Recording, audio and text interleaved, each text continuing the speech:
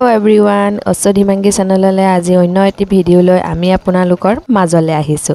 আজি বনাবলৈ ওলাইছো বিশেষ ইনগ্ৰেডিয়েন্ট এটা দি ব্ৰইলাৰ মাংস। অলৰেডি কেৰাহীত মোৰ তেল আৰু পিয়াজ পৰিছে। এইফালে আদা নহৰু পেষ্টটো দি দিলো আৰু অকন জলকীয়া পেষ্ট দি দিলো। এতিয়া এইখিনি ধুনিয়াকে লাৰি মিলি ভাজি লম যাতে আদা নহৰু গোন্ধটো নাথাকে। বহুতে আদা নহৰু গোন্ধটো বেয়াও পায়। এতিয়া পৰিলে গৈ কেৰাহীত মাংস এইখিনিও খুব ধুনিয়াকে লাৰি চাৰি দিম যাতে মছলাখিনি গোটেইখিনি মাংসত লাগি যায়।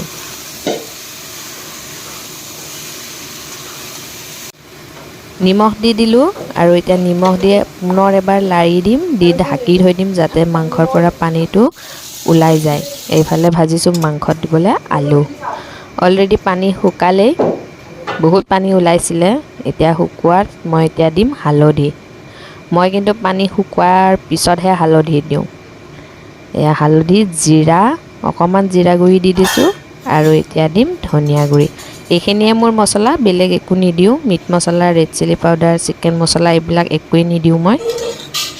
এতিয়া আকৌ লাৰি চাৰি ধুনিয়াকে ঢাকি থৈ দিম যাতে গোটেইখিনি মছলা মাংসৰ ভিতৰত সোমাই যায়।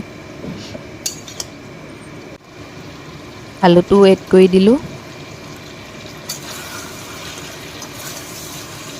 এতিয়া আহি গ'ল মোৰ মেইন ইনগ্ৰেডিয়েন্ট তিল। আজি তিল চিকেন বনাবলৈ ওলাইছো। এইখিনি মই তিল মিক্সিত পিচি লৈছিলো। 4 চামুচমান তিল দি দিছো আৰু এতিয়া তিল দি পুনৰ লাৰি দিম। লাৰি আকৌ ঢাকি কিছু সময় ভাজিবলৈ দিম যাতে তিলৰ পৰা ওলোৱা তেলখিনি মাংসৰ ভিতৰত ধুনিয়াকে সোমাই যায়।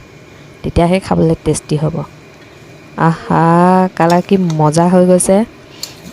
ধুনিয়া কলা পৰি গৈছে।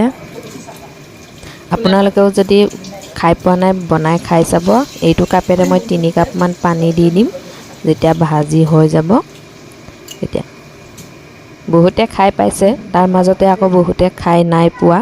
যিসকলে নাই পোৱা তেওঁলোকে এবাৰ বনাই খাই চাব আৰু ভিডিওটো ভাল পালে লাইক কৰি দিব আৰু চেনেলটো যদি সাবস্ক্ৰাইব কৰা নাই সাবস্ক্ৰাইব কৰি দিব। আৰু তিল চিকেন ৰেডি হৈ গ'ল। আজিলৈ এইটো ভিডিওৰ পৰা বাই বাই।